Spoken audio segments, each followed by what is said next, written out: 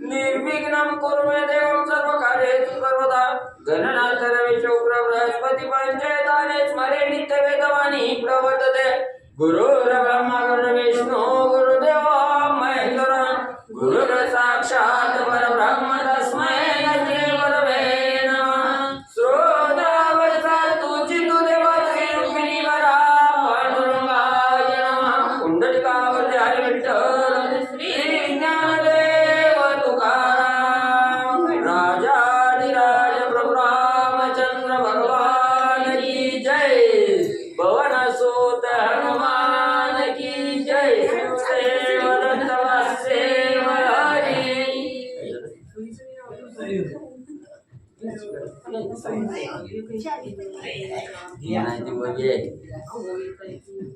आता काय करावं वाचा अहो मॅडम तुम्ही विचारू इथं एकला समजा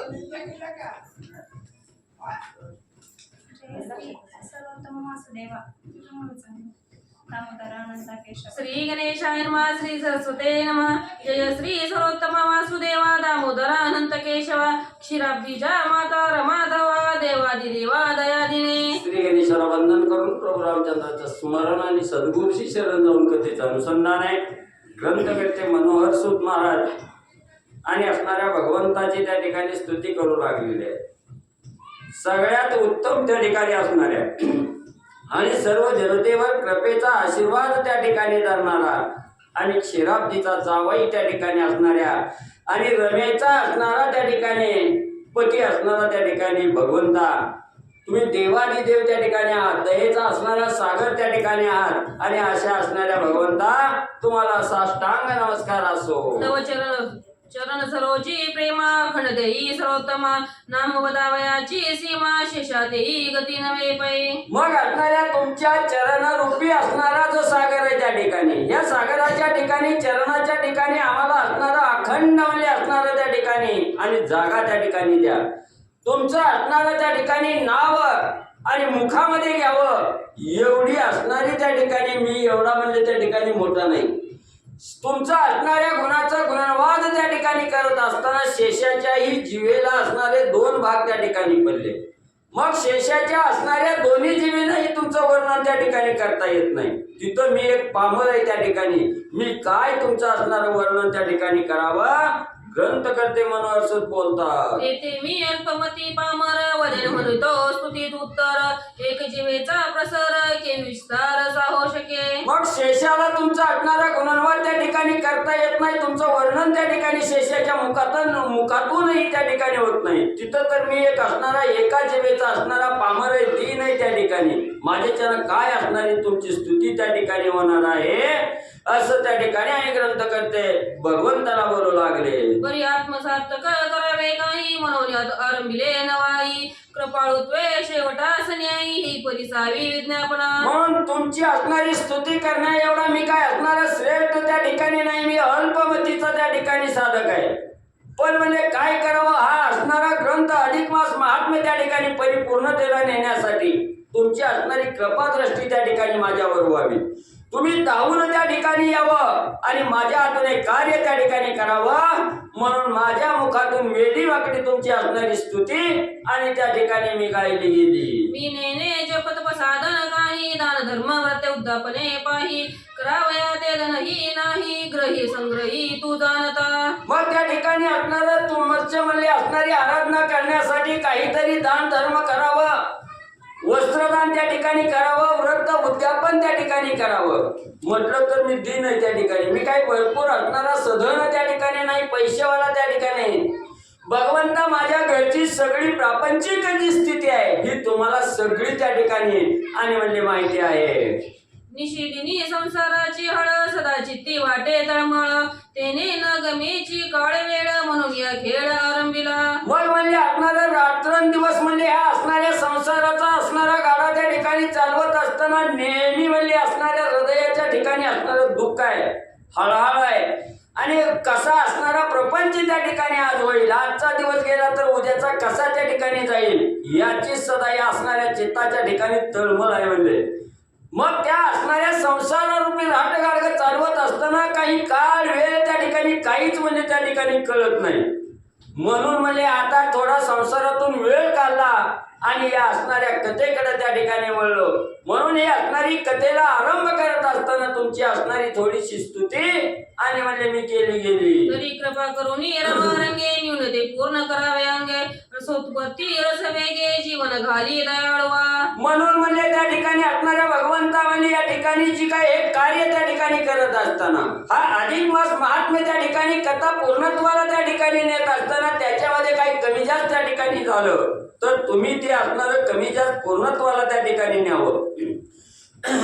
आणि या असणाऱ्या कथेमध्ये रस भरण्याचं कार्य असणाऱ्या भगवंता तुम्ही त्या ठिकाणी करावं, जेणेकरून असणाऱ्या साधकाचं त्या ठिकाणी पातकाचा असणारा नायनाट त्या ठिकाणी होईल आणि पुण्याचा संचय त्या ठिकाणी होईल. अशा प्रकारची कथा रसभरीत म्हणजे याने करावी. समर्थे मुक्त फळांची लाखोळी वातर शूर हृदय कमळी दरिद्रे तुळशी पत्रे समीर पिली तरी कान स्वीकारी स्वामी राया. मग असणाऱ्या भगवंता म्हणजे एखादा सदन आहे, करोडपती आहे, त्या ठिकाणी धनवान आहे, त्याची ऐपत आहे, त्याच्या ऐपतीनुसार असणारी मुक्ता फळ म्हणजे तुमच्या चरणावर म्हणजे त्या ठिकाणी उधळील. म्हणून काय म्हणजे असणाऱ्या एखाद्या दरिद्र्यानं धन नाही म्हणून सहज म्हणजे असणाऱ्या तुळशीचं पान त्या ठिकाणी घेतलं आणि तुमच्या चरणावर त्या ठिकाणी वाहिलं तर असणाऱ्या त्या ठिकाणी सधन माणसानं म्हणजे त्या ठिकाणी धनवान माणसानं मुक्ताफळ वाहिली म्हणून त्याचा स्वीकार करायचा आणि गरिबाच्या तुळशीच्या पानाचा स्वीकार त्या ठिकाणी करायचा नाही. असं काय म्हणजे भगवंता तुमच्या जवळ आणि आहे का? श्रीमाने नैवेद्य पक्वान अर्पिता तोशिले मन दरिद्र्याचे किंचित कन्नदान काय हवे ऋण सांडावे. मग एखाद्या श्रीमंत साधकानं त्या ठिकाणी म्हणजे धनवानानं म्हणजे तुमच्या जवळ म्हणजे अनेक 16 प्रकारचं अन्न त्या ठिकाणी आणलं, नवं असणारं मौल्यवान दागिनं दान म्हणजे तुमच्या चरणावर त्या ठिकाणी दिलं आणि एखाद्या गरिबानं म्हणजे मागून आणलेला म्हणजे शिळा तुकडा त्या ठिकाणी पण त्या असणाऱ्या साधकाची इच्छा झाली भगवंताला काहीतरी अर्पण त्या ठिकाणी करायचंय आणि आपल्यापाशी धन दौलत त्या ठिकाणी नाही, जो मागून आणलेला भाकरीचा तुकडा आहे त्याच्यातीलच एक घास भगवंताला त्या ठिकाणी द्यायचा असा विचार केला.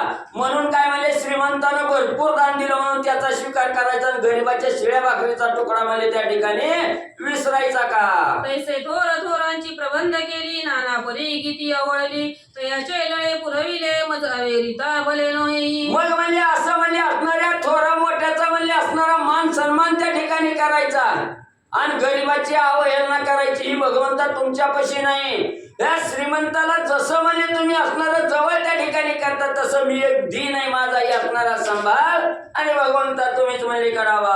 असो कृपा कराला श्री हरी तरीच वदेल वै खरी सरस्वती बैसे जीवाग्री मन तुरुंगी आत्मरामा. मग असणारं हे अधिक मास महात्म्य कथा म्हणजे त्या ठिकाणी करत असताना भगवंता तुम्ही नक्की म्हणजे माझ्यावर असणारी कृपा कराल आणि तुम्ही असणारी कृपा त्या ठिकाणी केली की माझ्या असणाऱ्या जिभेवर म्हणजे असणारी सरस्वती आरूढ त्या ठिकाणी होईल आणि माझ्या वैखरीतून असणारी कथा सुसंवाद आणि व्यवस्थित म्हणजे त्या ठिकाणी चालू राहील. म्हणून तुमची कृपा माझ्यावर त्या ठिकाणी म्हणजे असावी. एका संत श्रोतेच सज्जन पांच पर्वाचा केला प्रश्न तया माझी चार संपूर्ण मागील विधिले झालेसे. मग ग्रंथकर्ते मनोहर सूत या ठिकाणी सांगत असताना बोलू लागलेले आहेत कालच्या अध्यायापर्यंत पंचपर्वाचं असणारं वर्णन त्या ठिकाणी म्हणजे सुरू केलेलं आहे आणि कालपर्यंत असणारे 4 पर्व त्या ठिकाणी झाले.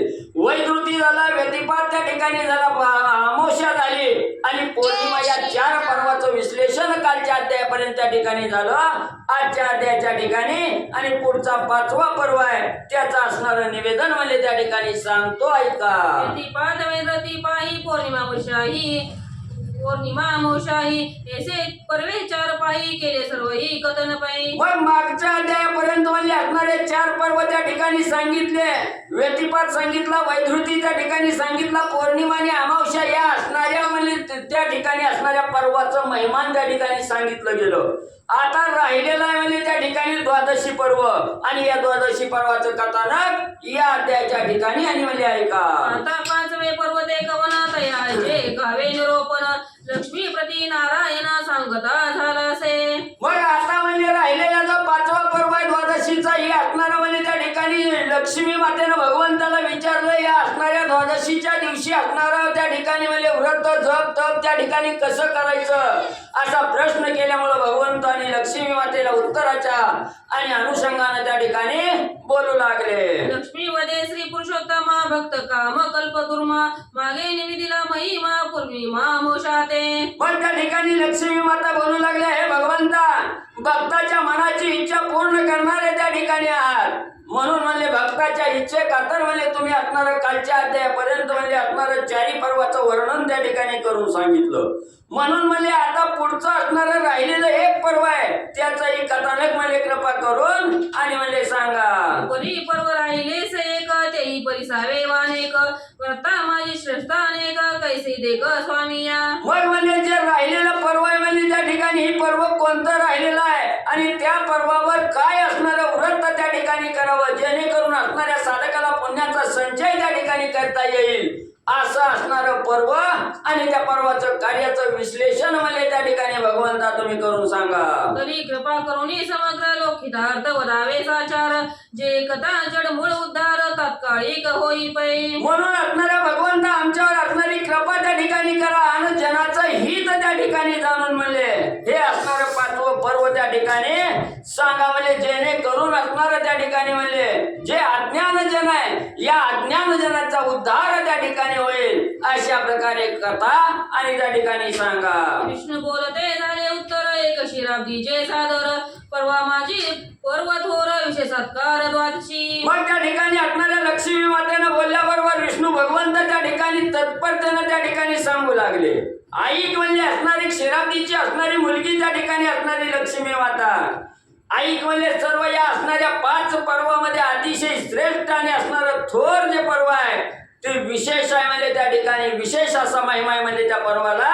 तो पर्व म्हणजे असणारी एकादशी झाल्यानंतरचा 2रा दिवस म्हणजे आजचा दिवस द्वादशी. तया माझी मलमास पातल्या विशेष आदरे आचार्य व्रतास तुटे पाश यमाचा. मग त्यामध्ये असणारा त्या ठिकाणी म्हणजे हे अधिक महिना आणि या अधिक महिन्यामध्ये येणारी जी असणारी म्हणजे कमला एकादशी आहे आणि ही एकादशी झाल्यानंतर 2रा दिवस जो असणारा द्वादशीचा आहे तोच म्हणजे आज योगायोगाच्या ठिकाणी आजचा दिवस हा असणारा द्वादशी आहे त्या ठिकाणी. आणि असा जो द्वादशी म्हणजे अधिक महिन्यामध्ये त्या ठिकाणी येते ती द्वादशी अतिशय श्रेष्ठ आहे. ते जेणेकरून असणाऱ्या म्हणजे त्या ठिकाणी पाश बंधनामध्ये जो साधक त्या ठिकाणी अडकलेला आहे प्रत्येक साधकाला असणारे 7 पाश त्या ठिकाणी बांधतात आणि या 7 पाशाची मुक्तता करायची म्हटलं तर हा असणारा द्वादशीचा योग आणि म्हणजे श्रेष्ठ आहे. एकता महिमान पापे भस्म होती जाण यदर्ती नसे अनुमान सावधान परिसावे. मग या असणाऱ्या द्वादशीचं महिमान म्हणजे जे साधक म्हणजे एकाग्र चित्तानं त्या ठिकाणी ही कथा श्रवण करतात त्यांचे सगळे पास म्हणजे त्या ठिकाणी भस्म होतात. त्याच्यात तर काही नवलच नाही. पण आजपर्यंत जे मस्तकावर म्हणजे कोट्यावधी सारखं म्हणजे पातक जरी बसलेलं असलं तरी ही कथा ऐकल्याबरोबर त्या साधकाचं सर्व पाप नाहीस त्या ठिकाणी होतं.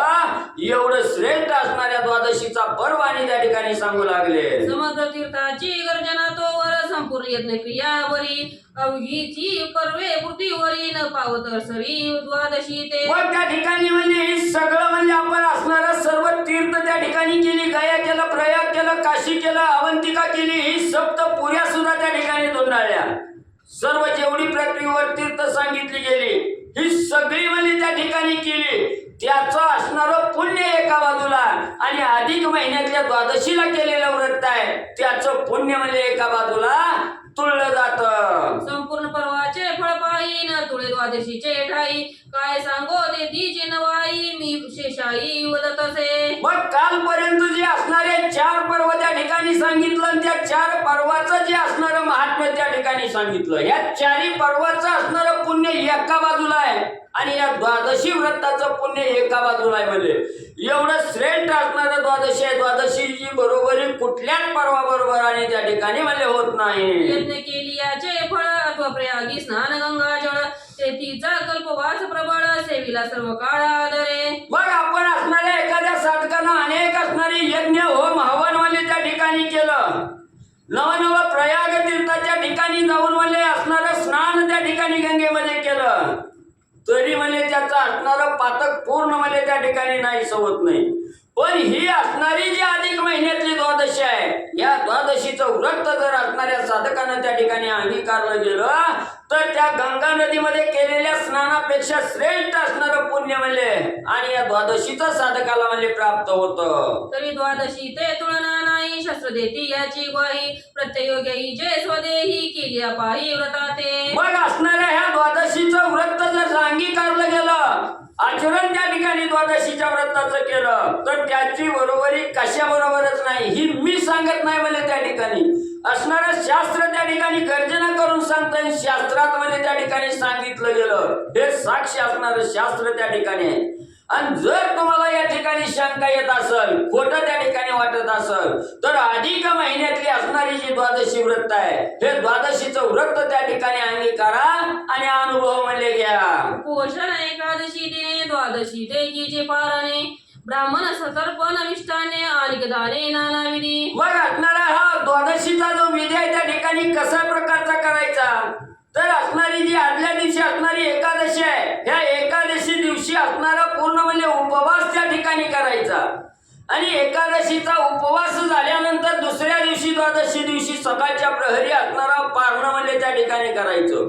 ब्राह्मणाला बोलवायचं ब्राह्मणाला असणारं भोजन त्या ठिकाणी द्यायचं मिष्टान्न त्या ठिकाणी द्यायचं. तसंच म्हणजे आपल्या आपल्या कुवती प्रमाणे असणाऱ्या ब्राह्मणाला दान आणि त्या ठिकाणी द्वादशी दिवशी म्हणजे द्या. आणि करावे पिंडदान श्रद्धा स्थिती असो नसो जाण प्रयोगत्य की जे श्रद्धा साधन घडे पुण्य कोटी पुणे. मग एवढंच नाही असणारा म्हणजे द्वादशीच्या दिवशी म्हणजे आपले जे काही पूर्वज म्हणजे स्वर्गाच्या ठिकाणी गेलेले आहेत नरकाच्या ठिकाणी गेलेले आहेत त्यांनाही समाधान देण्यासाठी द्वादशी तिथी योग्य आहे. म्हणजे त्या द्वादशी दिवशी असणारं म्हणजे पित्राचं असणारं पिंडदान त्या ठिकाणी द्यावं.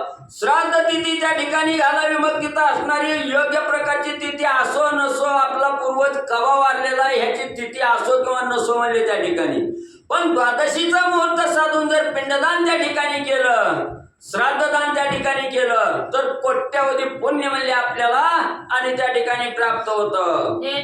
रात्रीचे व्रत दशमी पासून द्वादशी युक्त तिन्ही देवता मूर्तिवंत वसता तिथे ते निची. मग म्हणजे हे असणारं जे व्रत आहे द्वादशीचं ती व्रत म्हणजे 3 दिवस म्हणजे त्या 3 रात्र म्हणजे त्या ठिकाणी चालतं. म्हणून म्हणजे असणाऱ्या दशमी पासून द्वादशी पर्यंत म्हणजे 3 रात्री त्या ठिकाणी होतात आणि या 3 रात्री असणाऱ्या मूर्तिवंत साक्षात देवता म्हणजे त्या ठिकाणी येऊन व असणारा आपलं स्थानबद्ध त्या ठिकाणी म्हणजे होतात. दशमी ते दैवत चतुरानन एकादशी गिरिजारमण द्वादशी ते विष्णू आपण वास्तव्य स्थान त्रिवर्गी. म्हणजे 3 रात्री आहे ती असणारा म्हणजे एकादशीच्या आदल्या दिवशी असणारी जी दशमी आहे त्या दशमी दिवशी स्वतः असणारे ब्रह्मदेव म्हणजे त्या ठिकाणी येतात. एकादशीच्या दिवशी म्हणजे असणारे असणारे म्हणजे त्या ठिकाणी महादेवजी येतात आणि द्वादशीच्या दिवशी असणारे विष्णू भगवंत म्हणजे त्या ठिकाणी आपलं वास्तव्य त्या ठिकाणी करतात. दशमी ते दृश्य दोष त्यागावे एकादशी वर जावे द्वादशी ते बरवे आदी त्यागावे शास्त्रधारे. मग असणारा म्हणजे त्या ठिकाणी दशमीला म्हणजे त्या ठिकाणी असणारा दृश्य म्हणजे पाहायचं आहे ही त्या ठिकाणी पाहू नये म्हणजे जे पाहायचं आहे ते पाहायचं नाही त्या ठिकाणी. एकादशी दिवशी म्हणजे त्या ठिकाणी पाहण्याचं कार्य त्या ठिकाणी विसरायचं वच करायचं आणि द्वादशीच्या दिवशी म्हणजे त्या ठिकाणी सर्व काही आपण त्या ठिकाणी त्यागायचं. अशा प्रकारे शास्त्राच्या आधारानं म्हणजे तुम्हाला त्या ठिकाणी आणि सांगतो. वरान्न ग्रान औषधक सर्व स्नेह खट वांग देख लवण तांबूल श्री संग सुख दुःख एक भोक्त दशमी ते. मग असणाऱ्या दशमीच्या दिवशी म्हणजे त्या ठिकाणी एक वेळेस फक्त म्हणजे असणारं त्या ठिकाणी म्हणजे फराळ करायचा असणारं जेवण म्हणजे त्या ठिकाणी करायचं. दुसऱ्या स्वतःच्याही घरचं गरम काही म्हणले त्या ठिकाणी खायचं नाही आणि असणारं पान विडा पानाचा विडा ही काय म्हणले त्या ठिकाणी खायचा नाही. स्त्रीचा संघही आणि दशमीच्या दिवशी म्हणले सोडायचा. ऐसे एकादशी दिनी एक अधिक स्थानी अन्न न स्वीकारावे जणी एकादशी म्हणून बोलीजे. आणि एकादशीच्या दिवशी म्हणले फक्त म्हणजे दिवसातून एकदा म्हणले त्या ठिकाणी उपवास करायचा, ती बी आपल्या असणाऱ्या स्वतःच्या घरी म्हणले. दुसऱ्याच्या घरी एकादश त्या ठिकाणी असणारी एकादशीचा फराळ म्हणले त्या ठिकाणी करायचं नाही, दुसऱ्याच्या घरी त्या ठिकाणी जायचं नाही. एकादश म्हणून फक्त आपल्या घरी एकदाच म्हणले त्या ठिकाणी फराळ आणि करावा. आता द्वादशी ते वर्जे कीजे दिवा निद्रा न सेवीजे शस्त्रधार बोलीजे ऐसे शिराब्द जेत नये. मग आणि आता एकादश झाल्यानंतर द्वादशीच्या दिवशी म्हणले त्या ठिकाणी सगळं म्हणजे वर्ज करायचं. काय करायचं? असणारा त्या ठिकाणी शयन करायचं नाही. असणारं म्हणजे आपल्या असणाऱ्या पलंगावर किंवा बाजावर त्या ठिकाणी म्हणजे असणारं झोपायचं नाही. दिवा त्या ठिकाणी लावायचा नाही. ही असणारं म्हणजे लक्ष्मी माते मी माझ्या मनाचं सांगत नाही, असणाऱ्या पुराणात शास्त्रात आणि हे म्हणजे कथानक सांगून ठेवलं. ऐसे विधियुक्त एकादशी व्रत की जैसा ऐसी वरी साधना द्वादशी ब्राह्मणसी विधियुक्त. आणि असं हे असणारी विधियुक्त सांगितल्याप्रमाणे आचरण करून जर एकादशी व्रत त्या ठिकाणी केलं तर म्हणजे त्या ठिकाणी द्वादशीच्या दिवशी ही व्रताचं पालन त्या ठिकाणी करण्यासाठी ब्राह्मणाला बोलवावं, ब्राह्मणाचं विधियुक्त असणारं पूजन करून दान म्हणजे त्या ठिकाणी द्यावं. श्री गणेशाय नमः, श्री सरस्वते नमः, श्री प्रभू रामचंद्राय नमः. त्याही वरी केली पिंडदान ते तव विशेषाहुनी विशेष जाण तेने केले गया वर्चन पितृ उद्धारण कुळाशी. मग असणाऱ्या त्या ठिकाणी म्हणजे असणाऱ्या द्वादशीच्या दिवशी म्हणजे असणाऱ्या ब्राह्मणाला बोलवायचं, ब्राह्मणाचं पूजन करायचं, ब्राह्मणाला आपल्या शक्तीनुसार दान त्या ठिकाणी द्यायचं. आणि त्याच दिवशी असणाऱ्या म्हणजे त्या ठिकाणी जर पिंडदान त्या ठिकाणी केलं तर अतिशय श्रेष्ठ म्हणजे कार्य आपल्या हातून त्या ठिकाणी होतं. तर असणाऱ्या त्या ठिकाणी हे पिंडदान म्हणजे द्वादशीच्या दिवशी त्या ठिकाणी केलं तर गयेला जाऊन म्हणजे असणारी त्या ठिकाणी म्हणजे तीर्थयात्रा करून जसं आपल्या पित्राचं उद्धरण त्या ठिकाणी करता येतं तेवढं असणारं पुण्य म्हणजे आणि द्वादशीच्या दिवशी पिंडदान केल्यामुळे मिळतं. तुळशी पत्रा समान अर्पिला जरी पिंडदान तरी ते माझा मेरू समान वदे नारायण स्वमुखे. मग असणारे भगवंत त्या ठिकाणी सांगतायत द्वादशीच्या दिवशी तुमची असणारी म्हणजे त्या ठिकाणी ऐपत नाही, मोठे मोठे पिंड करावे, असणारं दान त्या ठिकाणी पिंडदान करावं म्हटलं तर. पण म्हणले काय करा, असणाऱ्या तुळशीच्या पाना एवढं छोटं छोटं जरी पिंड त्या ठिकाणी केलं, दान त्या ठिकाणी केलं तर ते म्हणले मला असणाऱ्या पर्वता एवढं म्हणजे त्या ठिकाणी मिळतात. पण असणारा भाव ठेवून जर पिंडदान त्या ठिकाणी केलं, तुम्ही असणाऱ्या तुळशीच्या पाना एवढा पिंड अर्पण त्या ठिकाणी केला तर मला पर्वतासारखा त्या ठिकाणी मिळतो आणि त्याचा पाठ पुण्य त्या साधकाला त्या ठिकाणी लागतं, असणाऱ्या पित्राचा उद्धार म्हणजे त्या ठिकाणी होतो. मलमासाची द्वादशी सरी उपोषण कडे ते दिवशी तया ऐसा पुण्य राशी तुझा असे ना.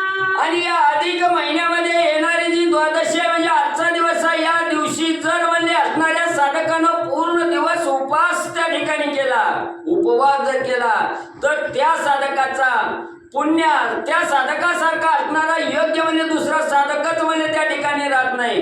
आणि त्याच्या असणाऱ्या उपवास केल्यामुळे त्याचा असणारा पुण्याचा पर्वत म्हणजे त्या ठिकाणी साजतो, त्याच्यासारखा दुसरा साधकच म्हणजे दुसरा नाही. जन्मांतरा सहस्र सेना तयाने जिंकलेसे जाण वरी ब्राह्मण संतर्पण पूजा विधान यथोचित. मग त्या ठिकाणी या द्वादशीच्या दिवशी म्हणजे असणारा उपवास त्या ठिकाणी घालला तर त्या साधकाचं हे जन्माला आलेलं सार्थक झाल्याशिवाय राहत नाही. आणि जन्मांतरीचं जे दुःख आहे, पूर्वजन्माचं सुद्धा जे दुःख असेल ते सगळं दुःख त्या ठिकाणी नाहीच होतं. त्यानं हे असणारं आपलं असणारं सगळं काही असणाऱ्या भगवंताला म्हणजे त्या ठिकाणी जिंकलं असं म्हणजे त्या ठिकाणी होतं. आणि वर्ण असणाऱ्या द्वादशी दिवशी पूर्ण दिवस उपवास त्या ठिकाणी करायचा, ब्राह्मणाला असणारं संताला त्या ठिकाणी बोलवायचं, पूजा विधान त्या ठिकाणी करायचं, असणारं दान धर्म त्या ठिकाणी संताला आणि ब्राह्मणाला त्या ठिकाणी केला तर श्रेष्ठ पुण्य त्या साधकाला आणि म्हणजे प्राप्त होतं. ऐसे व्रत भाव्या चरता यमराव ओढवी माता तया दुरिताची वार्ता बोलून यायची राजसे. मग अशा प्रकारचं हे द्वादशीचं व्रत जर म्हणजे एखाद्या साधकानं त्या ठिकाणी अवलंबलं गेलं, आचरण त्या ठिकाणी या द्वादशी व्रताचं केलं, तर असणारा यमदेवाला सुद्धा चिंता लागते, ती सुद्धा आपलं कपाळ भरवून घेते. आता मी कुणाची शिकार करायची म्हणते. सगळे साधक जर अशी असणारी पूजा अर्चन द्वादशीचं व्रत त्या ठिकाणी करायचं म्हटलं गेलं तर असणारी यमनगरी वस त्या ठिकाणी पडल. म्हणून मला यमदेवाला सुद्धा चिंता आणि त्या ठिकाणी वाटते. त्रयदिनी ब्राह्मण लागून जरी वस्त्र करविले परिधान, तरी कल्पपर्यंत स्वर्ग भोग जाण तया लागून प्राप्त होय. व या द्वादशीच्या दिवशी एखाद्या असणाऱ्या साधकानं म्हणजे ब्राह्मणाला आपल्या घरी बोलवलं, यथेच्छ असणारं पूजन केलं, षड्रस अन्नाचं भोजन त्या ठिकाणी दिलं आणि काही असणारं वस्त्रदान जर असणाऱ्या ब्राह्मणाला त्या ठिकाणी केलं, तर अकल्प आयुष्य असणार म्हणजे जोपर्यंत चंद्र सूर्य आहे तोपर्यंत त्याला असणाऱ्या स्वर्गाचा भोग आणि त्या ठिकाणी म्हणजे प्राप्त होतो. विष्णू माधव प्रीत्यर्थ जरी आचरेला हे व्रत, ब्राह्मण भोजन यथार्थ विष्णू प्रीत्यर्थ द्वादशीसी. मग असणाऱ्या विष्णू भगवंताची असणारी म्हणजे त्या ठिकाणी प्राप्ती व्हावी म्हणून जर म्हणजे हे असणारं द्वादशीचं व्रत त्या ठिकाणी केलं, ब्राह्मणाला भोजन त्या ठिकाणी घातलं, पण ही असणारी द्वादशी तिथी त्या ठिकाणी योग्य, या तिथी दिवशी जर ते ठिकाणी कार्य केलं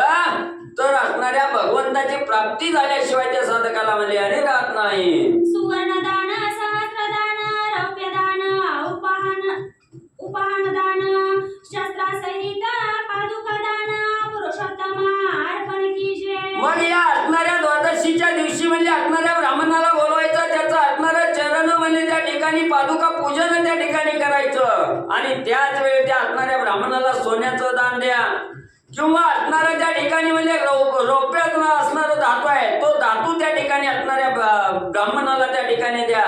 वस्त्र अलंकार त्या ठिकाणी द्या, डोक्यावर असणारी छत्री त्या ठिकाणी द्या, पायामध्ये असणाऱ्या चपला त्या ठिकाणी दान द्या. त्यांना असणारा भगवंत म्हणजे त्या ठिकाणी आनंदला जाईल. घृतदान घृतपाचित पक्वान्न त्रयोदश गुणी तांबूलदान गंधपुष्प सुदान कीजे अर्पण यथाविधी. तसंच म्हणजे असणाऱ्या ब्राह्मणाला म्हणजे त्या ठिकाणी असणारं तूप दान द्यावं किंवा असणाऱ्या तुपापासून बनवलेले जे असणारे पदार्थ आहेत त्या ठिकाणी जे पक्वान्न आहे हे पक्वान्न त्या ठिकाणी द्या. त्रयोदश गुणी असणारं पानाचा विडा त्या ठिकाणी असणाऱ्या भगवंताला द्या. गंध फुलं त्या ठिकाणी गंध लावा, फुलंही त्या ठिकाणी असणाऱ्या ब्राह्मणाला त्या ठिकाणी अर्पण करा असं असणारे ग्रंथकर्ते सांगू लागले. इतुके दान केली पाही वैकुंठवास तया ते होई मलमास द्वादशी ठाई शेषशाही संतुष्टे. मग हे आता सांगितलेलं दान जर म्हणजे असणाऱ्या ब्राह्मणाला मनोभावे त्या ठिकाणी यथाविधी म्हणजे त्या ठिकाणी अर्पण केलं तर तो साधक वैकुंठाला म्हणजे त्या ठिकाणी पोचला जातो. आणि विशेष असणारं जे अधिक महिन्यामध्ये जे असणारं म्हणजे त्या ठिकाणी द्वादशी आहे, या द्वादशीच्या दिवशी जर एवढं दान त्या ठिकाणी दिलं तर त्याला असणाऱ्या भगवंताची प्राप्ती त्या ठिकाणी म्हणजे आणि होते. यथा ऋतू काळे फळे कर्दळी फळे नारिकेळे खरजुरी लवंगा फुगी फळे जायफळादी आदरे. मग यथा ऋतूकाळी जी असणारी फळं म्हणजे आपल्याकडे उपलब्ध त्या ठिकाणी असतात, असणाऱ्या म्हणजे त्या ठिकाणी पेरूच्या दिवसात पेरू असतात किंवा असणारा म्हणजे त्या ठिकाणी सुपारी ज्या वेळेस असणारा म्हणजे काळ त्या ठिकाणी असतो त्यावेळेस असणारी सुपारी त्या ठिकाणी येते. केळी असणारी असू द्या, खजूर असू द्या, अशी असणारी जी आपल्या योग्य यथाकाळी जी असणारी म्हणजे त्या ठिकाणी फळं असतील ती फळं त्या वेळेला ब्राह्मणाला म्हणजे अर्पण करा. कपिला गोदाने नेमस्त महिदान अश्वासहित गज आजादी रथ गणित अर्पण कीजे द्विजाते. मग एवढंच नाही, असणारी कपिला गाय म्हणजे त्या ठिकाणी असणाऱ्या ब्राह्मणाला दान करा.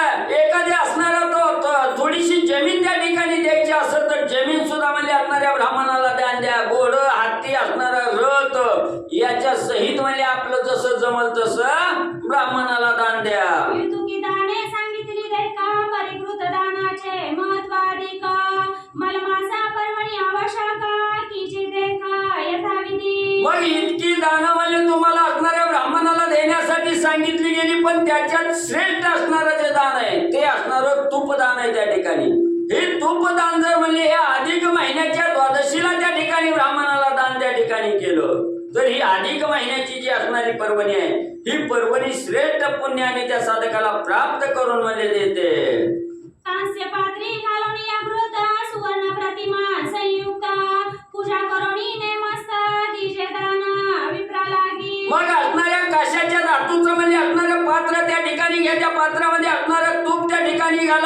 आणि ते पात्र त्याच्यामध्ये असणारी सोन्याची प्रतिमा त्या ठिकाणी त्याच्या बरोबर करा, त्याची मनोभावे असणारी पूजा त्या ठिकाणी करा आणि ब्राह्मणाला म्हणजे दान द्या.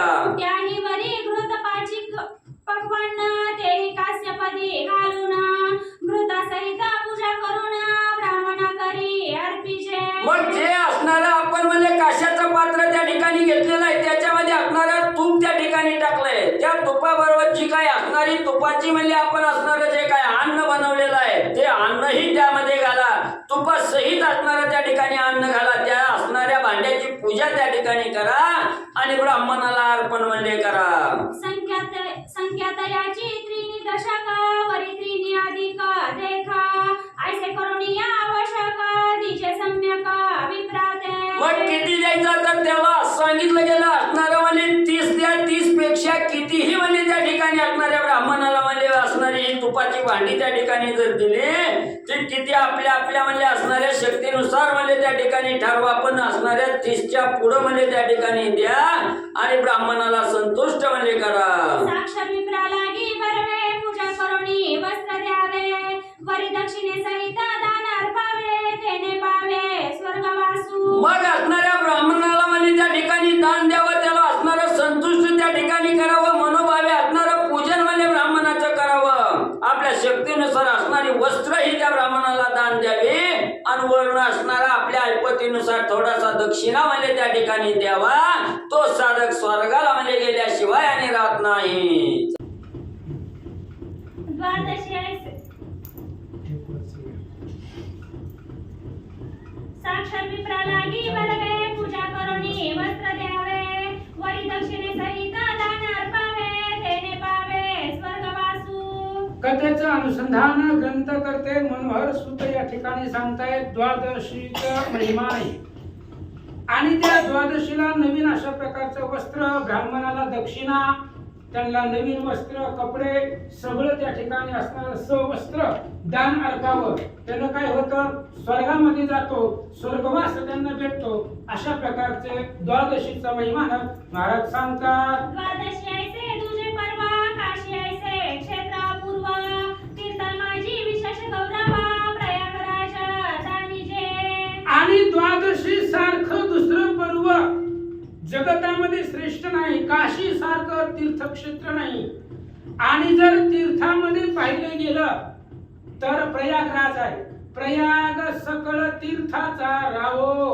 रामायणामध्ये नाथ महाराज सांगतायत राव म्हणजे राजा, सगळ्या तीर्थाचा राजा प्रयागराज आहे. क्षेत्रामध्ये पवित्र क्षेत्र काशी आहे आणि पर्वामध्ये पवित्र पर्व काय असेल तर ती द्वादशी आहे. द्वादशीच का जगामध्ये श्रेष्ठ आहे. बार्शीला भगवंत आले फक्त द्वादशीलाच आले म्हणून बार्शीला बार्शी नाव आहे. द्वादशीस आले भगवाना मनोनी बार्शी नामाभिधान ऐसे तेतीचे महिमाना व्यासनंदन बोलिला. बोधिलीलांबरी ग्रंथामध्ये आदय 14वा तिथं ग्रंथ करते सांगतायत द्वादशीला भगवंत बार्शीला आला म्हणून बार्शी नाव पडलं गेलं आणि तिथलं असणारं पुण्य पावन नगर तीर्थक्षेत्र त्या द्वादशीचं महिमान ऐका. द्वादशी केली अन्नदाने कोटी कुळे उदाहरणी तयाने नरकी तारिले पितृगाना ऐका महिमान शुभानने. ऐक शुभानने म्हणजे लक्ष्मी ऐक द्वादशीचा महिमान सांगतो. द्वादशी केल्यानंतर ना अन्नदान केल्यानंतर ना कोटी कुळाचा उद्धार होतो. कारण अन्ना समान नसे दाना व्रत नसे एकादशी समान तेवी दशरथ नंदना समान आन नाही धनुर्धर. एकादशी सारखं व्रत नाही, अन्नासारखं दान नाही. तशा पद्धतीने द्वादशीला जर अन्नदान केला तर कोट्यवधी कुळाचा उद्धार होतो, नरकातले पितृगणाचा उद्धार होतो असं भगवंत लक्ष्मीला सांगतात. सकळ दान माझी वरिष्ठ अन्नदान अतिश्रेष्ठ मननी महिमा उत्कृष्ट वर्णिला श्रेष्ठ पुराणी. सगळ्या दानामध्ये श्रेष्ठ असेल तर ते अन्नदान आहे. अन्नदान का श्रेष्ठ आहे. अन्नदानापाशी समाधान आहे. थोडा ताटामध्ये भात जर जास्त वाढला त्याचं पोट भरलं की ती बास म्हणतो. आता बाकी कोणतं बी दान द्या माणूस बासच म्हणत नाही. किती पैसा द्या, सोनं द्या, कपडे द्या, बास म्हणतोय का. पण थोडं पोटाला जास्त तरी माणूस बस म्हणते. अन्नदानामध्ये समाधान आहे. माणसाचं समाधान होतं फक्त अन्नदानामध्ये. बाकी कुठलेच दान द्या माणूस समाधानी होत नाही. म्हणून अन्नदान जगतामध्ये श्रेष्ठ आहे असं महाराज सांगतात. असाक्षी भोजन द्वादशी तयायसा न देखो दोषी अनुकूलासे ज्या समयासी तेची ब्राह्मणासी अर्पिजे. द्वादशी पर्व आहे आणि द्वादशीचं पर्व काळ तो उपवास सोडताना जर एखादा अतिथी आला असेल, ब्राह्मण आला असेल, तर त्याला जे आपल्या घरामध्ये उपलब्ध आहे ते द्या. पंचपक्वान्नच द्यावा असं काही नाही, काही द्या. द्वादशीचा उपवास सोडताना जे तुम्हाला देणं होतंय ते त्या असणाऱ्या अतिथीला, ब्राह्मणाला द्या. महाराज सांगतात चित्ताशे ते न धरावे भगवंती विन्मुख न व्हावे अतिथी विन्मुख नसावे वित्ता सोनी जवळीक. अहो आपल्यापाशी भरपूर पैसा असताना भगवंतावरती मन असावं, चित्त आपल्या भगवंताच्या चिंतनामध्ये लीन असावं. भगवंताला विमुख व्हायचं नाही, भगवंताच्या सन्मुख राहायचं. भगवंताच्या नामाला विमुख जर झाला तर नामासी विन्मुख तो नर पापिया. जो भगवंताला विन्मुख आहे जगामध्ये तो पापी आहे. हरिविन जन्म नरकाची पैजाना यमाचा पाहुणा प्राणी होय. पुन्हा अतिथीला विन्मुख व्हायचं नाही. का व्हायचं नाही? अतिथी विमुख गेली या जाना आपुले पुण्य घेऊन तयाचे पाप देऊन जातो की तो निर्धारी. अतिथी जर विन्मुख गेला, त्याला जर काहीच न देता पाठवलं तर त्याचं पाप त्या घरावरती बसतं आणि आपण कमवलेलं पुण्य घेऊन जातं. म्हणून देवाला अतिथीला विन्मुख होऊ द्यायचं नाही. अशा प्रकारे सांगू लागले. हृदयगत सर्वांच्या अंतराहृदय गाता स्वयं जाणे त्रैलोक्यनाथ तयाचे करिता वचनार्थ पावे आघात रोकडा. और श्रीराम सर्वांचे हृदयवासी. राम सगळ्याच्या हृदयामध्ये आहे आणि सर्वांचं हृदय जाणणारा राम आहे. त्याला सेपरेट नाव आहे आत्माराम. नाथ महाराजांनी सांगितलंय तो श्रीराम जाताची जाण जगाचे प्राण जातील की. रामचंद्र जर गेला तर शरीर निर्जीव पडतं, अचेतन पडतं. म्हणून रामचंद्र ही आत्मा आहे, भगवान परमात्मा आत्मा आहे आणि तो भगवंत सगळ्याचा अंतर जाणतो. जाणे मुंगीचे ही मानस. मुंगीच्या मनात काय चाललं ही देवाला कळतंय. तुमच्या आमच्या मनातलं कळत नाही का? आपण म्हणतो कुणाला काय कळत नाही, पण देवाला सगळं कळतंय, बाकी कुणालाच काही कळत नाही.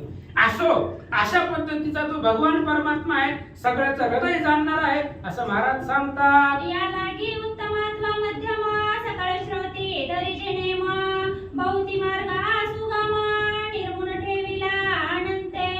म्हणून उत्तम मध्यम असू द्या. जर असणारा गृहस्थी श्रोता उत्तम असेल, मध्यम असेल, सगळ्यांनी एकच नियम धरावा. कोणता? भगवंताचं नामस्मरण करायचं, भगवंताला विमुख व्हायचं नाही, अतिथीला विमुख व्हायचं नाही.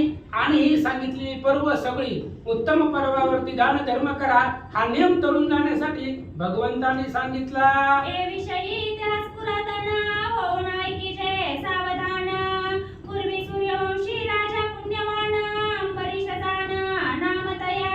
ग्रंथकर्ते सांगतायत मनोहर सुत भगवान परमात्मा लक्ष्मी मातेला सांगतायत ही द्वादशी किती पुण्यवान आहे, ह्या द्वादशीचं महिमान काय आहे याविषयीचे एक पुरातन जुनी कथा तुला सांगतो. सूर्यवंशामध्ये अंबरीशी नावाचा राजा होता आणि तो पुण्य पावन होता. काय झालं? सार्वभौम सर्वात वरिष्ठ तपबळे अति उत्कृष्ट अति धैर्य गांभीर्य श्रेष्ठ भक्ती एकनिष्ठ जयाची. आणि तो राजा कसा होता? सार्वभौम होता. अंगामध्ये बळ होतं, तपाचं बळ होतं आणि तपानं धैर्य गांभीर्य, अंगामध्ये धैर्य होतं, शक्ती होती, प्रताप होती आणि भक्ती एकनिष्ठ दयाची. एकनिष्ठ या शब्दाचा अर्थ आहे एकदा बोललं ती बोललंच. बोललेला प्राण जरी गेला तरी तोंडातनं शब्द गेलेला चुकीचा होऊ द्यायचा नाही, अयोग्य ठरू द्यायचा नाही. अशा प्रकारचा जो एकनिष्ठ राजा होता तो अंबरीशी होता. प्रजेलागी अति कणवाळू विप्रालागी परम स्नेहाळू रिपुद्रमालागी जैसा काळू कृतांतवंत तयाते. आणि तो अंबरीशी राजा कसा असायचा? प्रजेलागी कणवाळू कृपाळू. प्रजेसाठी अतिशय कृपाळू होता. विप्रालागी ब्राह्मणालागी अतिशय स्नेह, स्नेह म्हणजे प्रेम, ब्राह्मणालागी प्रेमळ होता आणि शत्रूलागी काळ होता. जर कोणी आपल्या अयोध्येकडे पाहिलं गेलं, आक्रमण केलं तर त्याच्यासाठी काळ बनणारा तो अंबऋषी राजा सूर्यवंशात होता. परमधर्मिष्ठ हृदयी आडकाठी कवनाते नाही, व्रत नेम उद्यापने पायी सदा सर्वदाही चालवीत. अशा प्रकारचा परम धर्मिष्ठ होता तो अंबऋषी राजा. धर्माने सर्व कार्य करत होता. कोणाला आडकाठी नाही, कोणालाही आडवं नाही. अयोध्येमधली प्रजा असेल, ब्राह्मण असेल, बाकीचे असणारे क्षत्रिय असतील, कोणालाही आडवं न जाणारा असा एक कनिष्ठ, एकमेव भगवंताची भक्ती करणारा तो राजा होता.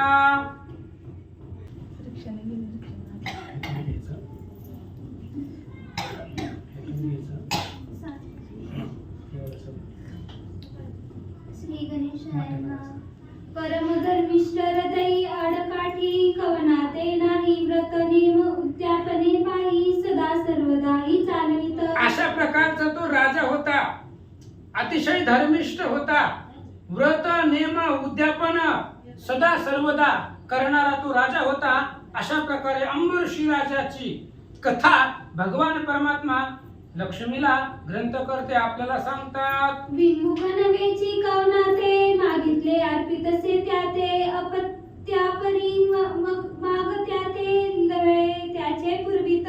आणि अंबऋषी राजा कोणालाही विमुख नव्हता महाराज. जे अतिथी दाराला येईल किंवा अयोध्या नगरी मधली प्रजा, आपल्या लेकराचं लाड आपण जसं पुरवतो तशा पद्धतीने ते असणाऱ्या प्रजेचा सगळा लाड तो असणारा राजा पुरवत होता.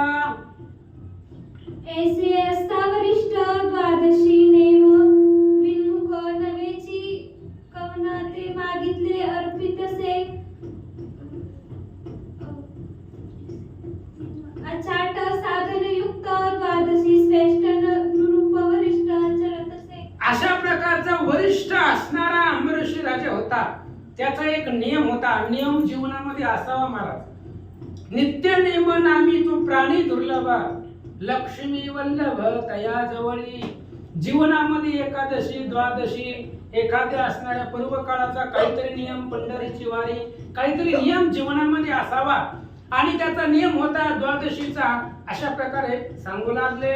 सहस्रावधी ब्राह्मण पंक्ती घेऊन साधी द्वादशी तिथी, न उगवताची गवस्ती साधन रीती साधित तसे. हजारो ब्राह्मणाच्या पंक्ती घेऊन अनेक ब्राह्मण बोलवून द्वादशीचं व्रत साधारण द्वादशीचं व्रत सोडायचा. सूर्योदय होण्याच्या आधी सर्व असणाऱ्या ब्राह्मणाला ते द्वादशी व्रताला निमंत्रण राजा देत होता. ऐसा लोटता काळ बहुत पुण्य संग्रह झाला अपरमित, इतके हुए असुनी गर्वरहित नृपनाथ वेगळा तो. अशा प्रकारे अनेक दिवस गेले. द्वादशीचं व्रत अंबरीष राजा करू लागला. अनेक दिवस गेल्यानंतर ना पुण्याचा साठा झाला. अंबरीष राजाचं पुण्य वाढलं गेलं आणि पुण्य वाढल्यावर काय झालं. तव वासवा अंगी भय दारुण माझे पद घेले निरुण, चिंता करी रात्र दिन तव नवल पूर्ण वर्तिले. तेवढ्या वेळामध्ये इंद्रानं पाहिलं अंबरीषी राजा द्वादशीचं व्रत करतोय, पुण्य जमा झालेला आहे. इंद्राच्या मनाला भीती वाटू लागली. माझे पद घेईल हिरोना. रात्रंदिवस इंद्र चिंता करू लागला. कारण इंद्राला त्याच्या पदाची भीती होती. म्हणून कोणीही तप करत असेल, एखादं व्रत करत असेल तर इंद्राचा मूळ स्वभाव आहे की त्याला विघ्न करणं.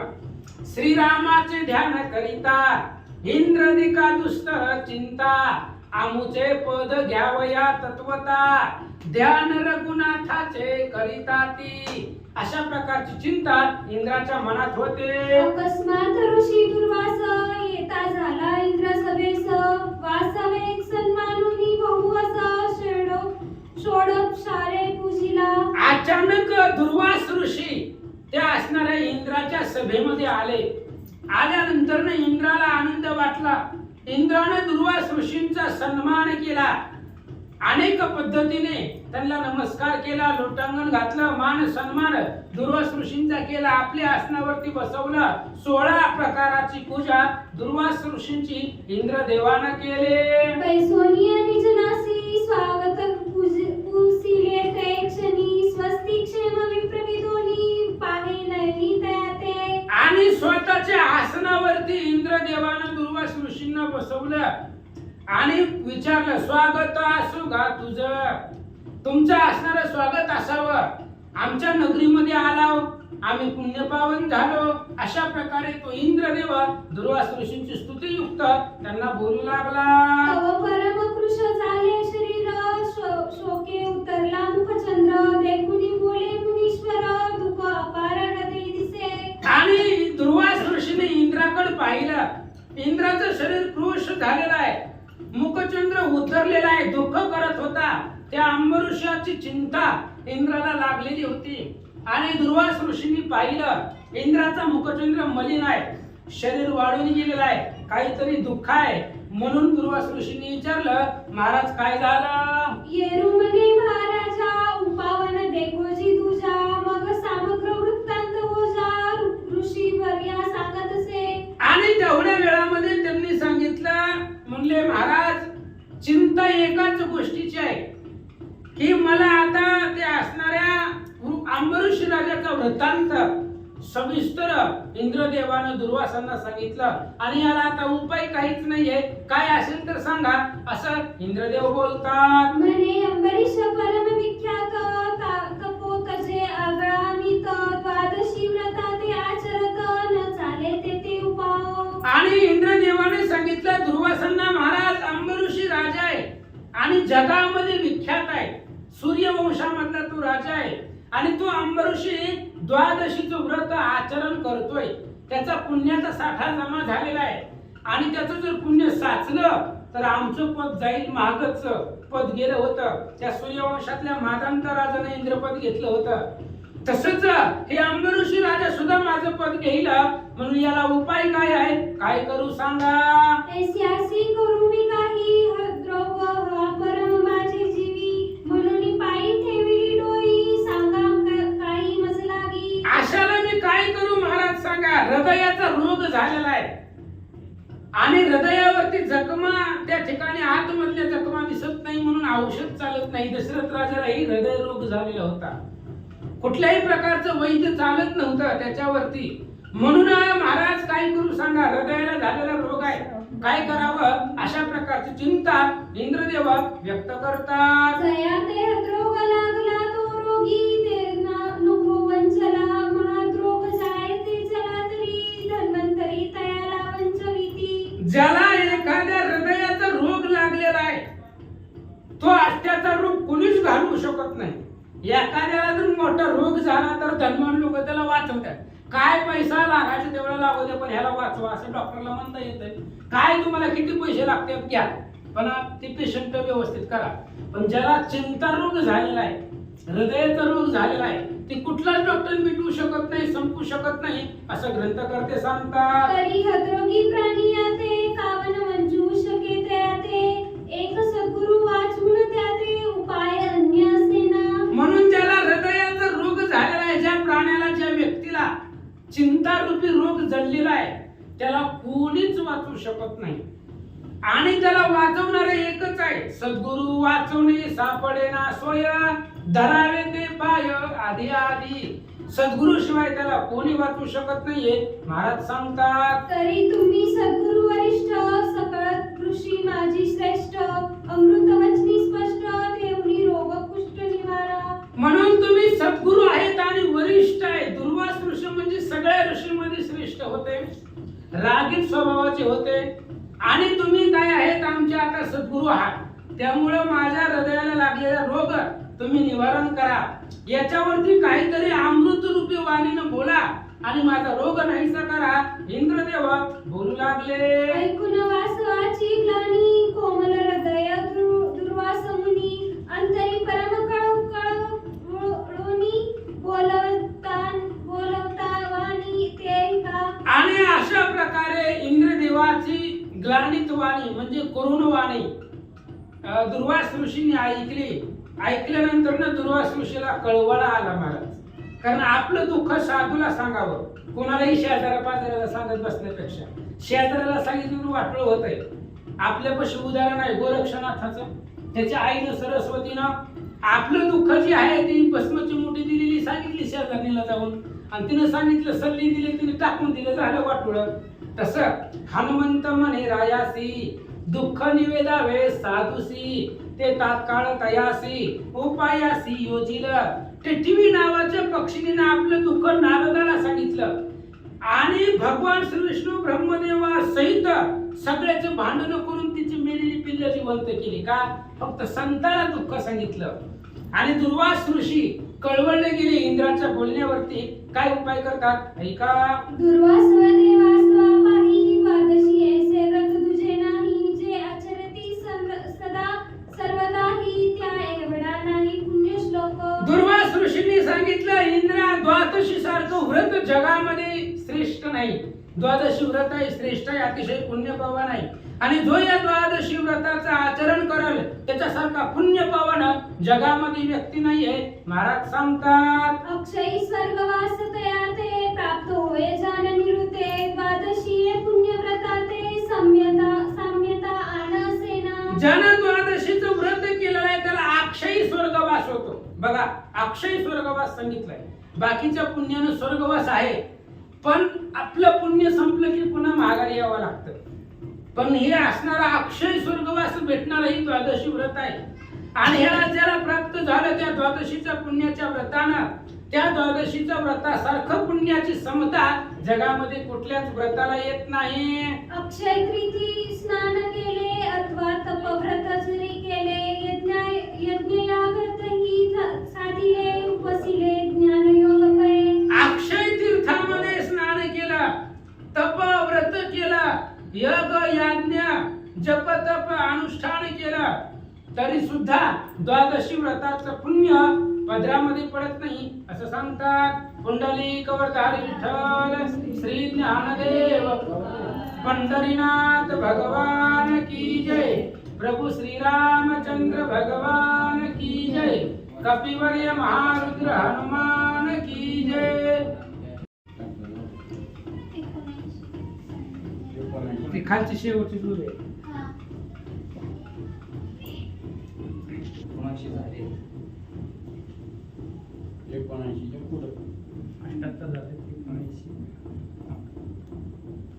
पुंडलिकावरधारी विठ्ठल श्री ज्ञानदेव तुकाराम पंढरीनाथ भगवान की जय. प्रभु रामचंद्र भगवान की जय. पवनसुत हनुमान की जय. अक्षय तीर्थ स्नान केले अथवा तपव्रत. तुम्हाला काय नाही. अक्षय तीर्थी स्नान केले अथवा तपव्रत जरी केले, यज्ञ यागादिही साधिले उपासिले ज्ञान योग पै. प्रथमतः श्री गणेशास वंदन करून श्रवण भक्तीचा आनंद घेण्यासाठी उपस्थित असलेल्या सर्व रसिक स्वर्गांनाही वंदन करून श्रीमंत महाविष्णू मनोहर सूत महाराज प्रस्तुत ग्रंथाचं वर्णन मोठ्या विशेष आणि अलौकिक स्वरूपातून करत आहेत. वर्णन करीत असताना ग्रंथकर्ते प्रस्तुत अध्यायामधून दानाचं महत्व सांगतात. तरी आणि पुरुषोत्तम मास हा विशेष दानासाठीच प्रसिद्ध आहे. दर 3 वर्षांनी येणारा हा मास, आणि या मासामध्ये कोणतं काय असेल ना जे दान केलं जातं दानाला विशेष असं महत्व असतं.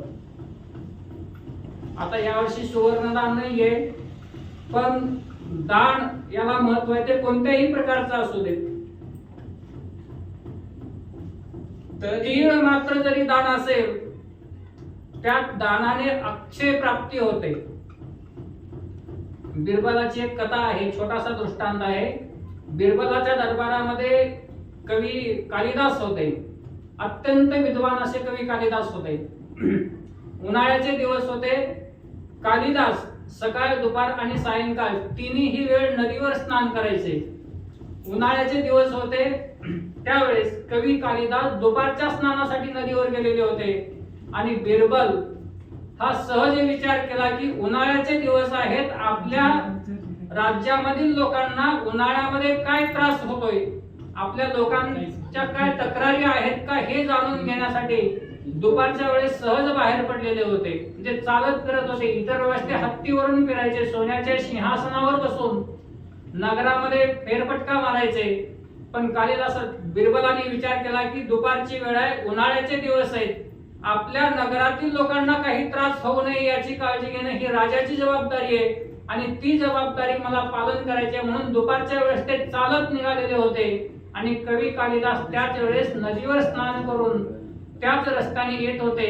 कवी कालिदास जात असताना समोरून एक वयोवृद्ध व्यक्ती, अंगावर अत्यंत जीर्ण वस्त्र आहेत, पायामध्ये चपला नाहीयेत, डोक्यावरचे केस कुरळे आहेत, हातामध्ये पिशवी नाहीये, अशी अत्यंत जीर्ण झालेली एक गरीबी व्यक्ती, अत्यंत गरीबी व्यक्ती अनवाणी पायाने चालत येत होती. कवी कालिदासांनी पाहिलं, ऊन आहे, कडाक्याचं ऊन आहे, रस्त्यावर पाये पोळत आहेत, पायाला चटके बसत आहेत, तळपायाला फोड येत आहेत. कवी कालिदासांना कळवळ आला आणि पाहिलं की त्याच्या पायामध्ये चप्पल नाहीत, म्हणून कवी कालिदासांनी आपल्या पायातली जी पादत्राणं आहेत त्या व्यक्तीला दान म्हणून दिली. जीर्ण झालेल्या होत्या, काय नवीन चपला नव्हत्या, पादत्राणं जीर्ण झालेली होती, ती जीर्ण झालेली पादत्राणं त्यांनी दान म्हणून दिली. आणि नेमकं त्याच वेळेस बिरबलांचा जो माहूत होता त्यांनी हत्तीला नदीवर नेलं होतं स्नान करायला, आणि स्नान घालून तो माहूत सुद्धा तो हत्तीला चालवत राजवाड्याकडे निघालेला. तिकडून समोरून बिरबल येत होता आणि त्याच रस्त्याने हे कवी कालिदास जात होते. कवी कालिदासांनी आपल्या पायातील पादत्राण त्या वाटसरूला दिले, म्हणून आता कवी कालिदासांचे पाय वाजू लागले. आणि तेवढ्यात तो माहूत या ठिकाणी हत्ती घेऊन येत होता. माहूतांनी पाहिलं, आपल्या दरबारातील राजकवी आहेत, कालिदास आहेत, विद्वान आहेत, संस्कृतचे अर्थ ते जाणते आहेत. तो माहूत म्हणाला, कालिदास कविवर्य, उन्हाळ्याचे दिवस आहेत, पाय पोळत आहेत, हत्ती रिकाम आहे, वर सिंहासन रिकाम आहे, मीही राजवाड्याकडे चाललोय, बसा वर सिंहासनावर. कालिदासांनी सिंहासनावर बसलं. 2-4 पावलं पुढे गेले आणि त्यावेळेस बिरबल समोरून आला. बिरबलांनी पाहिलं, हत्ती माझा आहे, माहूत ही माझा आहे, सिंहासन ही माझं आहे, माझ्या सिंहासनावर आज कोण बसलं? जवळ येऊन पाहिलं तर कालिदास होते. कालिदासांनी बिरबलांना नमस्कार केला, बिरबलांनीही कालिदासांना नमस्कार केला. त्यावेळेस बिरबल कालिदासांना विचारतोय, आज माझ्या सिंहासनावर कसे काय? कालिदास म्हणतात की नदीवरून स्नान करून येत असताना, राजवाड्याकडेच येत असताना समोरून एक व्यक्ती येत होती, वयोवृद्ध व्यक्ती होती, गरीब व्यक्ती होती, त्यांचे अनवाणी होते, पायात चपला नव्हत्या, म्हणून माझ्या पायातील अत्यंत जीर्ण झालेल्या चपला मी दान दिल्या, तेवढंच पुण्य म्हणून माहूतांनी मला सिंहासनावर बसवलं. दृष्टांत संपलेला आहे. चपला जीर्ण झालेल्या होत्या, जीर्ण झालेल्या चपला दान दिल्या, तेवढंच पुण्य. सिंहासनावर बसलेला बिरबलांनीही नमस्कार केला. दोघंही आपापल्या मार्गाने निघून गेले. दानाला एवढं महत्व आहे. प्रस्तुत ग्रंथ करते या अधिक मास तुम्ही कोणताही अध्याय घ्या, फक्त दानाचं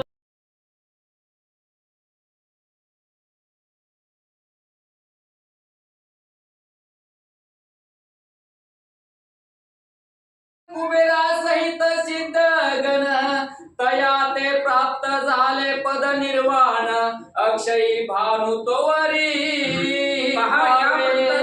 या ठिकाणी दान केल्यानंतर याचं फळ कोणाकोणाला मिळालेलं आहे? म्हणजे कुबेरासारखी संपत्ती या ठिकाणी मिळाली, कारण संपत्ती ही त्या ठिकाणी गेलेली होती. वसईवा त्यांचं नाव होतं, त्या राजाचं नाव होतं वसईवा. त्या वसईवा राजाचं जे संपत्ती होती, जे काही त्यांचं म्हणजे राजभार होता, तो संपूर्ण गेलेला होता. कारण राजाला एक नियम असतो, जसा आपल्या प्रजेला एक नियम असतो, राजालाही नियम असतो. राजा सिंहासनावर बसलेला आहे म्हणून तो आपल्या मनाप्रमाणे राज्यकारभार चालू शकत नाही. त्यालाही काही नित्य नियम आहेत, त्यालाही काही शास्त्रीय आधार आहेत.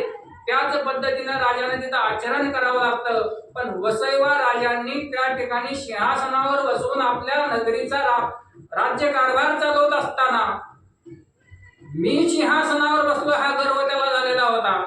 आणि याचमुळे त्याची जी काही संपत्ती होती, एक तर राजपद त्याचं गेलंच होतं आणि याच्या व्यतिरिक्त ती जी काही संपत्ती होती ती संपत्ती सुद्धा या ठिकाणी गेलेली होती. कुबेराच्या बरोबरीची संपत्ती होती ती पूर्णपणे लयाला गेलेली होती. ग्रंथकर्ते या ठिकाणी सांगतात की त्याची कुबेरा एवढी संपत्ती पुन्हा जर परत मिळवायचं असेल तर शास्त्रोक्त पद्धतीने आपल्याला आचरण करावं लागेल. मनोहर सूत सांगत आहे, स्वयंवाच वातुते पाही इंद्रपद लादले पूर्ण कमाई, याची व्रत प्रभावे पाही अधिप सुरगणा.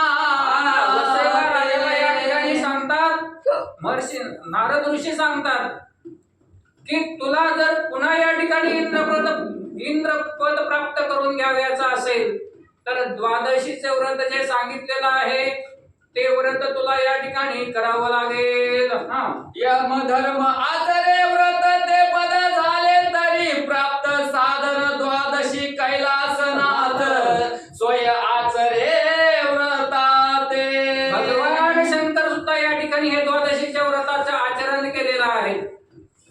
तू इतर कोणतेही का व्रताचे आचरण कर, पण गेलेलं पद जर पुन्हा प्राप्त करावयाचं असेल तर द्वादशीचं व्रत अत्यंत श्रेष्ठ आहे. ऐसे हे व्रत अतिश्रेष्ठ आचरत से नुप्र व वरिष्ठ, तया अपाय करावयाचे कष्ट कवन नष्ट करू शके. तुझ्यापेक्षा ही जे वरच्या पदावर आज सर्वश्रेष्ठ आहेत भगवान शंकर असतील, ब्रह्मा विष्णू महेश असतील, या प्रत्येकाने या व्रताचं काटेकोरपणे आचरण केलेलं आहे.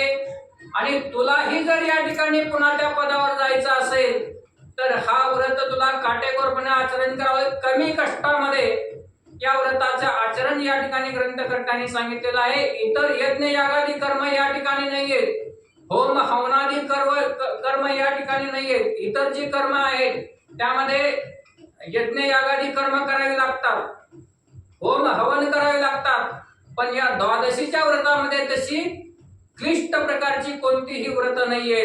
अत्यंत सोपा आणि सरळ असा हा द्वादशीचा व्रत आहे. ग्रंथकर्ते सांगतात, जया ते पुण्य सामग्री पूर्ण असे हो पदरी, तया ते साह्य श्रीहरी व्रत निरंतरी चालतसे. आपण जर सहज विचार केला, आपण जर सात्विकतेने जर विचार केला तर आपल्या डोक्यामध्ये जर समोरचा काय करावं लागेल याची सद्बुद्धी देणारा भगवान श्रीकृष्ण आहे. पण आपणाला सुरुवातीला एक पाऊल पुढे जावं लागेल, त्या पद्धतीने आपणाला आचरण करावं लागेल. आपण एक पाऊल पुढे गेल्यानंतर भगवंत या ठिकाणी 2 पावलं देतोय, कारण तशी तू सद्बुद्धी घालतोय. आपण जर सहज सात्विक विचार केला तर त्या सात्विक विचाराला जोड देणारी बुद्धी हा भगवान श्रीकृष्ण आपणाला देतोय. या लागी अमरनाथान प्रवर्ते ऐसी आघाता, येणे दुरिताची वार्ता अंगी सर्वता बाणे. अशा प्रकारे हे जर आपण व्रत केलं तर दुरितांची ही वार्ता आपल्या कानी पडणार नाही. ऐकता ऋषीचे उत्तर देवेंद्र केला नमस्कार, उपावन सुचे अनुमात्र पद स्वतंत्र नरा हेची. या ठिकाणी नारद महर्षींनी सांगितलं आहे काय वसईवाला, वसईवा राजा होता त्याला हे व्रत सांगितलेलं आहे. कारण त्याचं राज्यपद गेलं होतं, इंद्रपद गेलं होतं, त्याची जी संपत्ती सर्व लयाला गेलेली होती. त्यावेळेस नारद ऋषींनी त्याला सांगितलं, पण तरी सुद्धा त्याच्या मनाचं समाधान झालं नाही. किंचित अशी शंका त्याच्या मनामध्ये राहिलेली होती. बराचशा शंकेचं निरसन झालेलं होतं, पण किंचितशी शंका त्याच्या मनामध्ये राहिली होती असं सांगतात. या लागी गुरुवर्या पाही एक वेळ तेथवर, जाई कळेल तैसा करा नवाई पद अक्षयी राहणे. पण या ठिकाणी अक्षय राहण्यासाठी आणखीन काय करावं लागेल, कारण मनामध्ये शंका जर असेल, पण सांगणारा गुरु हा आपणाला कितीही जरी श्रेष्ठ भेटला, त्या गुरुच्या शब्दावर जर आपला विश्वास नसेल, गुरूंच्या चरणावर जर आपला विश्वास नसेल, किंचित जरी शंका आपल्या मनामध्ये असेल, शंकेची जर पाल चुकली तर बाकीच्या सगळ्या त्याने सांगितलेल्या गोष्टीवर पाणी पडतं. त्यांनी जो उपदेश केलेला असतो त्या उपदेशावर पाणी पडतं. महाभारतामध्ये अर्जुनाची हीच स्थिती झालेली होती. ज्यावेळी द्रोणाचार्यांनी त्यांना सांगितलेलं होतं, भीष्माचार्यांनी सांगितलेलं होतं, ऐकले नाही, पण ज्यावेळेस भगवान श्रीकृष्णाने त्यांच्या शंकेचं निरसन केलं त्यावेळेस अर्जुनाच्या मनामध्ये शंका ही नाहीशी झालेली होती. त्यावर भगवान शंकराच्या अगोदर अर्जुनाला उपदेश करणारे अनेकांनी मार्गदर्शन केलं होतं, पण अर्जुनाच्या मनाचं पूर्ण समाधान झालेलं नव्हतं. भगवान श्रीकृष्णाने ज्या वेळेस अर्जुनाच्या मनाचं समाधान केलं, त्यांची शंका निरसन केली, त्यावेळेस अर्जुन परिपूर्ण झालेला होता, पूर्ण झालेला होता पण परिपूर्ण नव्हती. रामदास स्वामी म्हणतात की जगी सर्व सुखी असा कोण आहे? सुख तर प्रत्येकाच्या जीवनामध्ये आहे, पण सर्व सुख कुणाच्याच जीवनामध्ये नाही येते. सर्व सुख का येत नाहीये तर आपल्या मनामध्ये कुठेतरी थोडीशी शंका असते. ती शंका जोपर्यंत दूर होत नाही तोपर्यंत कुणीही पूर्ण समाधान किंवा पूर्ण सुखी होऊ शकत नाहीये. म्हणून संतांच्या वचनावर हा विश्वास पाहिजे. ऐसे ऐकता वचनाते ऋषी विचारी अंतराते, म्हणे जाऊनी पाहो नृपाते पुण्य पुरुषाचे दर्शन. तरी सुद्धा मनामध्ये शंका नारद ऋषींनी सांगितलेला आहे. नारद ऋषींनी जो उपाय त्यांना सांगितलेला आहे या द्वादशी व्रताचं, द्वादशी व्रतामध्ये दान करण्याचा जो उपाय सांगितलेला आहे, समाधान झालं. पण किंचित शंका होती. म्हणाले आता आणखीन कोणाकडे जाऊन आपल्या शंकेचं निरसन होईल विचार करताय. दुर्वासा ऐसा सत्पुरुष परिमती ते तात्काळ भ्रंश, जया संगती संग दोष धरिला हव्यास मानसी. मनामध्ये हव्यास होता, मला आणखीन जास्त मिळालं तर. नारद ऋषींनी सांगितलं की तुम्हाला हे पद मिळेल, पण हव्यास वारी मला त्याच्यापेक्षा वरचं पद पाहिजे. आज आपणाला एवढे भेटले, माणसाला हव्यास असतो. महिन्याला 1,500 भेटतात, 1,500चे 2,500 कधी होतील? हव्यास आहे माणसात. 1,500 समाधान नाहीये. 1,500चे 2,500 कधी भेटतील? हा हव्यास आहे. हा हव्यास जोपर्यंत आपल्या मनामधून निरसन होत नाहीये. म्हणून या ठिकाणी ग्रंथकर्ते सांगतायत की या द्वादशीच्या दानामध्ये अन्नदानाचं हे श्रेष्ठत्व. अन्नदान हे क्षुधा शांतीचं काम करतं. अन्नदान हे प्रमाणापेक्षा जोपर्यंत आपल्या आत्म्यातील क्षुधा शांत होत नाही तोपर्यंत अन्नदान. एकदा जर हा आत्मा शांत झाला तर समोर पंचपक्वान्नाचं जरी ताट असेल तर आपण त्याला नमस्कार करतोय. याच्या पुढे मला नकोय, क्षुधा शांत आहे. आणि अन्नदानाच्या व्यतिरिक्त इतर कोणती दान आहेत कितीही येऊ द्या, हव्यास असतोय. याच्यापेक्षा आणखीन थोडं जास्त मिळालं तर बरं झालं असतं. हे इतर दानाला लागू होतं पण अन्नदानाला नाही. हे क्षुधा शांतीचं कार्य आहे. धीरवान ज्ञानवान पाही सुशील जरी जाहाला देही, तरी संगती संग दोष पाही मती पालटे माणसांची संगत धरली, योग्य पुरुषांची जर संगत धरली, कारण संगत कोणाची धरावी? संगत त्यांची धरावी की ज्यांच्या संगतीमध्ये आपल्या जीवनातील पूर्ण दोष हे नाहीसे होतील. अर्जुनाने कृष्णाची संगत धरली, परिणाम काय झाला? गीता जे कुरुक्षेत्रावर जो प्रसंग उभा राहिलेला होता त्या ठिकाणी त्याच्यातून मार्ग निघाला. त्या ठिकाणी जर अर्जुनाने कृष्णाची संगत नाही धरली असते तर महाभारत तिथं संपलं नसतं. आणखीन त्याच्याही पेक्षा जास्त महाभारत झालं असतं. पण अर्जुनाने संगत योग्य धरली म्हणून त्या ठिकाणी महाभारत त्या ठिकाणी थांबलं. झालं पण योग्य वेळी ते थांबलं, नाही तर आणखीन जास्त झालं असतं. पण संगती ही चांगली पाहिजे. संगतीमुळे आपल्या जीवनातील हे दोष नाहीसे होतात आणि आपल्या जीवनातील दोष काय आहेत हे स्वतः आपल्याला अगोदर कळाले पाहिजेत. आणि हे दोष जर नाहीसे करायचे असतील तर संगत कोणाची करावी याचा विचार त्यानंतर केला पाहिजे. नसेल तर आपल्यामध्ये दोषच जर आपल्याला कळाले नसतील तर आपण संगत धरून काय उपयोग नाहीये. अगोदर दोष कळाले पाहिजेत आणि त्या दोष निवारणार्थ संगत कशाची झाली पाहिजे हे कळालं, कोणाची झाली पाहिजे हे कळालं पाहिजे. म्हणून या सत्संग धरावा, दुर्जन संग तोल त्यागावा, जेणे विश्रांती पावे जीवा, देवाधिदेवा प्रेमा. दुर्जनाचा संघ टाळून या ठिकाणी योग्य प्रकारची संगत या ठिकाणी आपण धरली पाहिजे. बीज बोये बबुल का आम का आशिक आहे. आपण बाबळीचं झाड लावलं तर त्याला आंब्याची फळं येतील अशी अपेक्षा आपण करू नये. संगत योग्य प्रकारची धरावी. ग्रंथकर्ते मनोहर सूत सांगतात. आता दुर्वास ऋषी रावो, घेऊन शिष्य समुदायो, नमुनिया वासो निघता झाला तात्काळी. त्यावेळेस दुर्वास ऋषींनी त्या वासवाला एवढा उपदेश केलेला आहे आणि जो शिष्य समुदाय घेऊन आले होते ते सर्व शिष्य समुदाय घेऊन परत आपल्या स्थानी निघाले असं सांगतात.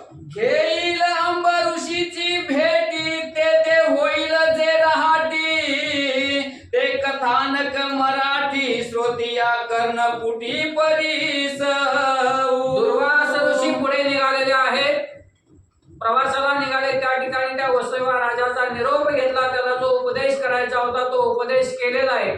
उपदेश केल्यानंतर कारण ऋषी मुनी आणि संत हे एका ठिकाणी जास्त वेळ राहत नाहीत. नदी वाहती राहिली पाहिजे आणि ऋषी मुनी हे फिरत राहिले पाहिजेत. एकाच ठिकाणी जर थांबून राहिले तर ते गडोळ होण्याची शक्यता असते. म्हणून मोठे लोक जास्त वेळ एका ठिकाणी थांबत नाहीत. ऋषी मुनी एका ठिकाणी जास्त वेळ थांबत नाहीत. जोपर्यंत आपलं कार्य आहे तोपर्यंतच. कार्य झालं की तिथून निघतात. दुर्वास ऋषींनी उपदेश केला. आम्ही केलेला उपदेश तुम्हाला किती घ्यायचा न घ्यायचा हा शेवटी तुमचा प्रश्न आहे असं सांगितलं आणि तिथून निघाले. उद्या ते अंबरीश ऋषींची भेट घेणार आहेत. अंबरीश ऋषी आणि दुर्वास यांच्यामधील संवाद उद्याच्या अध्यायामध्ये. जे ऐकता पाप झडे, कली कल्मश अवघे पळे, श्रवण करिता रोकडे मल महात्म समग्र. अतिशय सुंदर अशी कथा. दुर्वास ऋषी आणि अंबरीश ऋषी या दोन राजांचा जो संवाद आहे, दोघांच्याही मुखातून निघणारे शब्द हे अमृत वचन आहेत. दोन वक्ते, दोन ऋषी मुनींची भेट आणि दोघांच्याही मुखातून निघणारे शब्द हे अमृतवाणी आहे. आणि ज्या वेळेस हे दोन ज्ञानिवंत वक्ते एकत्र येतात त्या ठिकाणी जगाला उपदेश देणारं काहीतरी घडतं. उद्याच्या अध्यायामध्ये दुर्वास ऋषी आणि अंबरीश ऋषी यांचा संवाद आपणाला श्रवण करायचा आहे. श्लोकाधरे वदली वाचा, प्रबंध नवे माझे पदरचा, न्यून पूर्ण करणे याचा अधिकार साचा. ग्रंथकर्ते मनोहर सूत या ठिकाणी सांगतात की ही जी मी कथा सांगितलेली आहे ती माझी नाहीये, माझ्या गुरूंचा आशीर्वाद आहे. ज्यांच्या कृपेची करंगळी धरून मी या परमार्थिक मार्गाचा पाते झालो त्यांच्या कृपेचा हा आशीर्वाद आहे. आणि हा आशीर्वाद मी तुमच्यापर्यंत पोहोचवण्याचं कार्य करतो. जसं पोस्टमन आपले पत्र आपल्या घरापर्यंत आणून देण्याचं कार्य करतात, तसं हे ग्रंथकर्ते मनोहर सूत म्हणतात की मी तिकडून आलेलं जे शब्दांचं गाठोडं आहे, तिकडून आलेला हा शब्दांचा समुदाय आहे, तो तुमच्यापर्यंत ग्रंथाच्या रूपाने पोहोचवण्याचा माझा प्रयत्न आहे. मनोहर सूत सांगतात. मी तव राम संप्रदायी भिक्षा मागतो ग्रही ग्रही, ती भिक्षा एकत्र एकटाही पचवून अर्पावी द्विजाते. या ठिकाणी भिक्षापत्र अवलंबलेला आहे. प्रत्येक घरोघरी जायचं आणि भिक्षा म्हणते हे म्हणून भिक्षा मागायची. हा माझा उदरनिर्वाह आहे आणि हे करत असताना जो गुरूंचा आशीर्वाद मला लाभलेला आहे त्या गुरूंच्या आशीर्वादाने जेवढी काही शब्द संपदा मला या ठिकाणी जमवता आली तेवढी मी जमवून ही तुमच्या पत्रामध्ये देतोय. ग्रंथकर्ते मनोहर सूत सांगतात. ऐसे हे तव कविता जाण कवीश्वराचे भिक्षान, अर्थाव बोध एकत्र करून श्रोतिया लागून आपल्या दारासमोर आलेल्या एखाद्या भिक्षेकरूच्या झोळीमध्ये आपण एखादं दान दिलं तर ते दान जसं असतं तसं हे मला माझ्या गुरूंनी दिलेलं दान आहे. माझ्या भिक्षापात्रामध्ये माझ्या त्या झोळीमध्ये टाकलेलं हे दान आहे मनोहर सूत सांगतात. इति श्री हिमल महात्मा ग्रंथ पद्मपुराणीचे संमत मनोहर सूत विरचित त्रयोदशोध्याय गोड हा पुंडलिका